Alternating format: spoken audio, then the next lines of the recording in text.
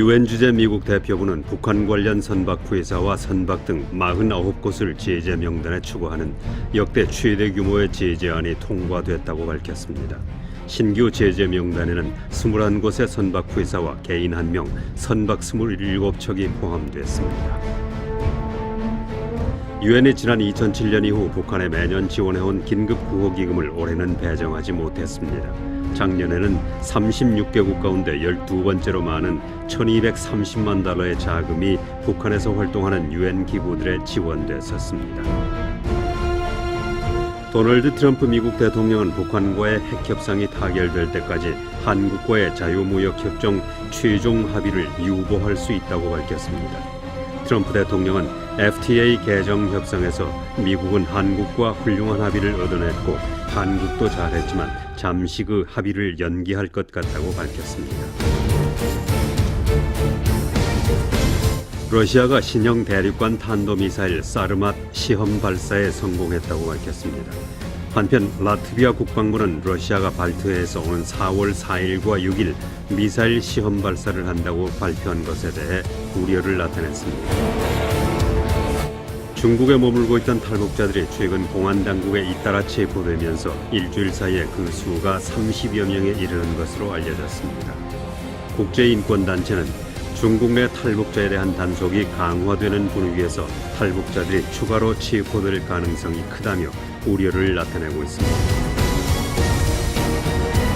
북한의 김정은은 평양을 방문 중인 국제올림픽위원회 바흐 위원장과 회담하고 2020년 도쿄올림픽과 2022년 베이징 동계올림픽에 북한이 참가하겠다는 생각을 나타냈습니다. 평양을 방문한 IOC 바흐 위원장은 현지에서 김정은과 30분에 걸쳐 회담했다고 밝혔습니다. 영국에서 발생한 러시아전 스파이 암살 미수 사건과 관련해 서방 각국이 러시아 외교관을 추방하는 조치를 취하자 러시아 정부는 그에 대한 대항 조치로 지금까지 25개국의 약 140명의 외교관 등의 국외 퇴거를 명령했습니다. 지금까지 영국과 미국, 우크라이나 등 29개 나라와 북대서양 조약기구는 러시아 외교관 등 150명 이상의 추방을 결정했습니다. 오클랜드는 차기 아메리카급 요트 대회를 유치하기로 결정했습니다. 오클랜드 필고프 시장은 지난 26일 오클랜드 의회와 정부 그리고 에미레이트 팀 뉴질랜드 간에 원칙적인 합의를 했다고 발표했습니다. 필고프 시장은 요트 대회 베이스를 당초 계획보다 훨씬 저렴하고 하버 확장도 적게 할 수 있는 것으로 합의했다고 성명에서 밝혔습니다. 필고프 시장은 또 요트 대회 베이스 자리는 나중에 공원으로 조성되고 대회 이후에 공공장소로 사용될 것이라고 말했습니다. 오클랜드 미들모어 병원 건물이 낡아서 여러 가지 문제점이 나오고 있는 가운데 그중에서 가장 중요한 것은 처리되지 않은 하수가 새 나오는 것으로 밝혀졌습니다. 미들모어 병원의 스코트 빌딩은 수술실과 노인들을 위한 병동으로 지은 지 18년이 된 것입니다. 마누카우 보건당국은 스코트 빌딩의 하수 파이프가 낡아 이러한 현상이 나타나고 있다고 밝혔습니다. 마누카우 보건당국자는 뉴질랜드 전국에서 가장 많은 환자들을 가지고 있는 미들모어 병원의 다른 병동도 비슷한 현상이라고 전했습니다.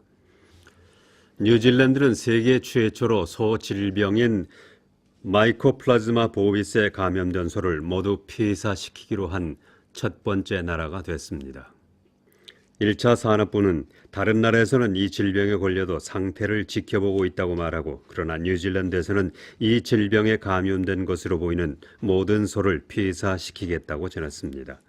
1차 산업부는 뉴질랜드에서는 모든 가축이 방목되고 있기 때문에 질병이 번질 가능성이 크다고 말하고 마이코플라즈마 보비스에 감염된 28개 목장의 22,800마리의 소는 모두 남섬 지역의 것이라고 확인했습니다. 이들 22,800마리의 소는 오는 4월과 5월 중에 폐사시킬 계획으로 알려졌습니다. 범죄를 엄격하게 다루는 뉴질랜드의 정책에 대해서 비난의 목소리가 나오고 있습니다. 교도소 비용이 많이 들어가고 실효성도 떨어진다는 전문가들의 지적이 있습니다. 제신다 아던 총리의 자문위원인 피터 글룩만은 보고서에서 뉴질랜드 교도소 수감자는 인구 10만 명당 220명으로 선진국 중에서 가장 수감자 비율이 높은 것으로 나타났다고 밝혔습니다. 뉴질랜드의 범죄율은 지난 1970년 이래 최저 수준을 기록하고 있으나 교도소 수감자들 숫자는 늘어나고 있습니다. 오클랜드 외곽 마운트 알버트 지역 주민들은 정부가 이 지역에 4천여 채의 신규 주택을 짓겠다는 계획에 대해서 우스운 일이라고 말하고 그 계획을 위한 인프라는 감당할 수 없을 것이라고 주장했습니다. 제신다 아던 총리와 빌 티포드 주택부 장관은 유니텍 캠퍼스 일부 땅인 29헥타의 면적에 여러 종류의 집을 지을 계획을 세우겠다고 발표했습니다. 마운트 알버트 주민들은 이미 많은 사람들이 살고 있는 이 지역에 4천여 채의 집을 더 짓겠다는 것은 이상한 발상이라고 말하고 그렇게 많은 사람들을 위한 도로 등 인프라를 갖추는 것은 불가능하다고 지적하는 등 이 지역의 많은 주민들은 정부의 계획에 불만을 가지고 있는 것으로 알려졌습니다.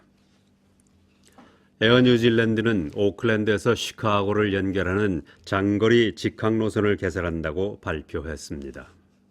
에어 뉴질랜드는 오는 11월 30일부터 일주일에 3차례 보잉 7879 드림라이너를 투입해 15시간에서 16시간이 걸리는 오클랜드 시카고 노선을 개설한다고 밝혔습니다. 이로써 에어 뉴질랜드는 미국 서부에 이어 동부 지역까지 직항편으로 연결할 수 있게 됐으며 더 많은 미국인이 뉴질랜드를 여행할 수 있을 것으로 기대됩니다. 오클랜드 동쪽 펜묘에 아시안 노인들을 위해서 특별히 디자인된 주택 개발이 선을 보입니다. Chinese New Settlers Trust, Ethnic Communities 그리고 주택개발부의 제니 살레사 장관이 이러한 내용을 발표했습니다. Chinese New Settlers Trust는 사회개발부와 기술개발고용부와 함께 이 프로젝트를 추진해왔습니다. 살레사 장관은 Chinese New Settlers Trust의 코투쿠 하우스는 아시안 노인들이 어려움을 겪고 있는 소외 문제와 안전 문제 그리고 독립적인 생활에 익숙하지 않은 문제점들을 고려해서 지어졌다고 말했습니다. 살레사 장관은 뉴질랜드의 65세 이상 인구는 계속 늘어나고 있다고 말하고 이러한 주택 개발이 필요하다고 전했습니다. 뉴질랜드 젊은이들의 흡연율이 사상 최저를 기록하고 있지만 젊은 마오리들의 흡연율은 평균보다 2배 이상으로 나타났습니다. 금연운동 그룹인 애쉬가 작년 흡연율을 조사한 결과 이어10 학생들의 흡연율은 2.1%로 나타났고 전혀 담배를 피워보지 않았다는 이어10 학생들도 82%로 사상 최고로 나타났습니다. 그러나 이어10 마오리 학생들의 흡연율은 5.3%로 평균 흡연율의 2배 이상으로 밝혀졌습니다. 헬렌 클락 전 총리는 10년 전 청소년의 흡연율은 7.3%로 나타났었다며 흡연율이 이렇게 낮아진 것은 기쁜 일이라고 말했습니다.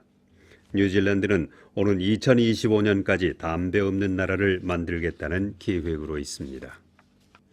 뉴질랜드는 불법 체류자로 인해서 많은 돈을 쓰고 있지만 추방되는 사람은 아주 소수에 불과하고 보상도 거의 받지 못하고 있는 것으로 나타났습니다.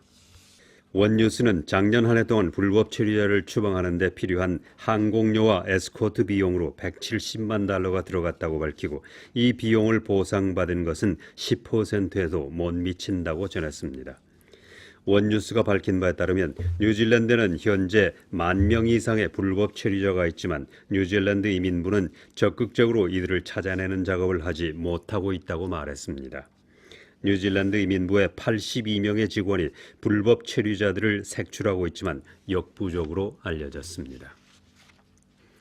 TV 뉴질랜드와 스카이 TV가 내년에 있을 럭비 월드컵 중계방송권을 위해 Think TV 그룹을 만들어서 대처해 나갈 것으로 알려졌습니다. TV 뉴질랜드의 케빈 켄릭과 스카이 TV의 존 필레이 그리고 미디어웍스의 마이클 앤더슨은 뉴질랜드에서의 TV 광고를 효과적으로 판촉해 럭비 월드컵을 중계방송하는 방법을 찾기로 했습니다.